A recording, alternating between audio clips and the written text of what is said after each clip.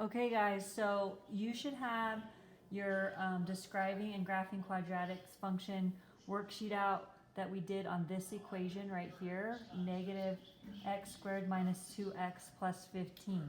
And if you had your worksheet correct, which I think most people did, or I gave you corrections on it, you should have written that this one opens down because the a is negative. You should have figured out that your vertex was negative 116. And you should have figured out that your y-intercept was 0, 15. Remember that your y-intercept is always what c is, because if I plug in 0, this piece will go away, that piece will go away, and all that's left is 15. And then you should have done a table. And you did that table until you found your x-intercepts. So now I'm going to show you a different way to find your x-intercepts without having to do a table. Okay, so we've been learning about the zero product property. So remember that our x-intercepts are where y is 0.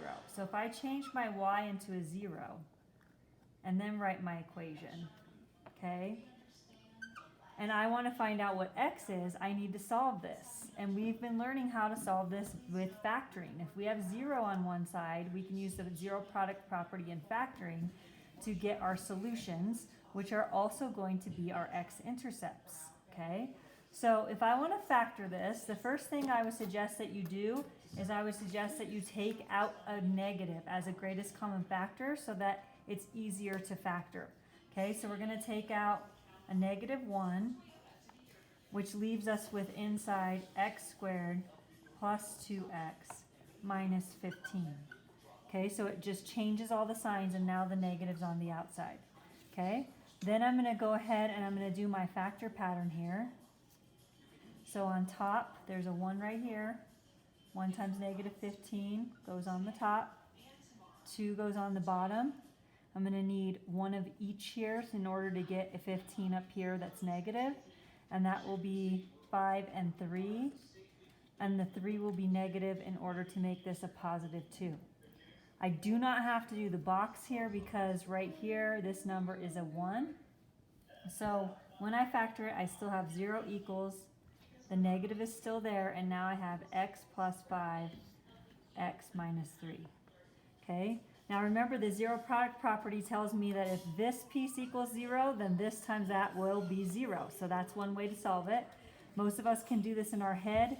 Negative 5 plus 5 is going to be my 0. So that's one of them. Okay? And then the other one is right here. So that's 3. So we're going to have 3, 0. And now I just found my x-intercepts without having to plug stuff in.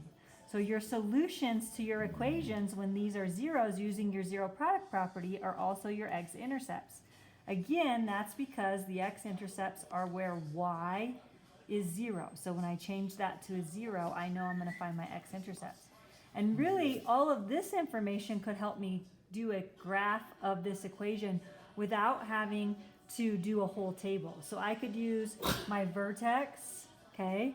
So if I was going to go by 2's on this graph, negative 1 would be about right here. And then I would say 2, 4, 6, 8, 10, 12, 14, 16, somewhere up there, okay? Excuse me. My y-intercept is at 0, 15, so 2, 4, 6, 8, 10, 12, 14, so a little bit higher than that. Okay, and then my intercepts, negative 5, 2, 4, so 5 would be right there, and then 3 would be 2, 3. And I could just connect all of these to make a sketch of my graph. So you could use that given information as well to graph it without doing a whole table.